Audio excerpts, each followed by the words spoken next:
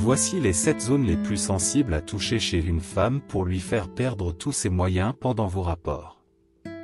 Mais avant de continuer, saviez-vous que plus de 92% des personnes qui regardent notre chaîne ne sont pas abonnées? SVP, abonnez-vous. Cliquez sur le petit bouton rouge et activez toutes les cloches de notification. Merci. Bon visionnage. L'intérieur du poignet. Parce que nous n'avons pas l'habitude d'être touchés à cet endroit, le poignet, surtout l'intérieur du poignet, peut être un endroit excitant. Il y a beaucoup de terminaisons nerveuses.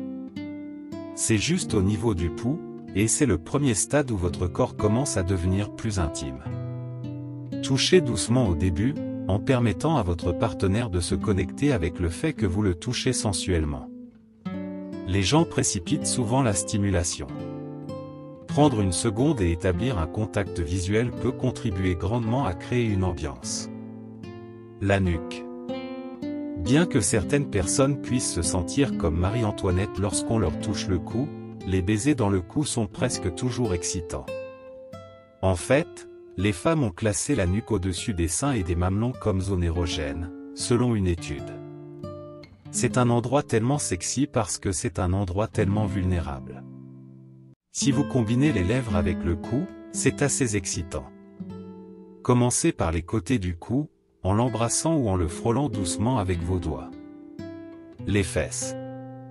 On pourrait penser que quelque chose qui est si souvent utilisé a perdu toute sensation. Ce qui n'est pas si surprenant, vu sa proximité avec les organes génitaux. Comment tirer le meilleur parti de cette zone érotique? Demandez à votre partenaire comment il ou elle aimerait être touché à cet endroit. Dur? Doucement? Laissez-le choisir. Le cuir chevelu. Comme le savent toutes les personnes qui ont participé à une séance de coiffure en salon, le fait que quelqu'un touche vos cheveux et votre cuir chevelu peut être incroyablement apaisant. Cela peut aussi être excitant. Jouez avec les cheveux de votre partenaire. Massez son cuir chevelu. Passez vos ongles dessus. Voyez comment votre partenaire réagit. Derrière le genou. Pourquoi la zone molle située derrière le genou est-elle érogène?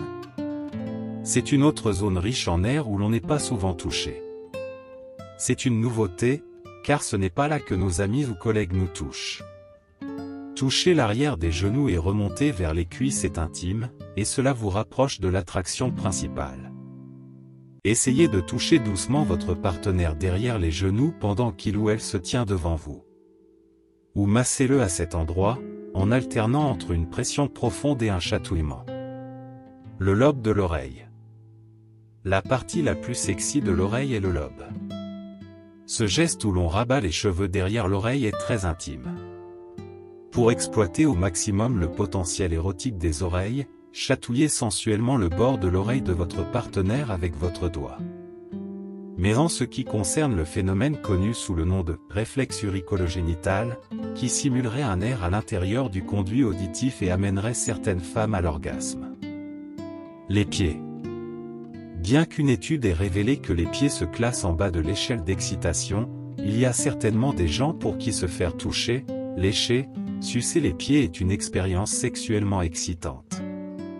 Et ces personnes ne sont pas nécessairement des fétichistes des pieds.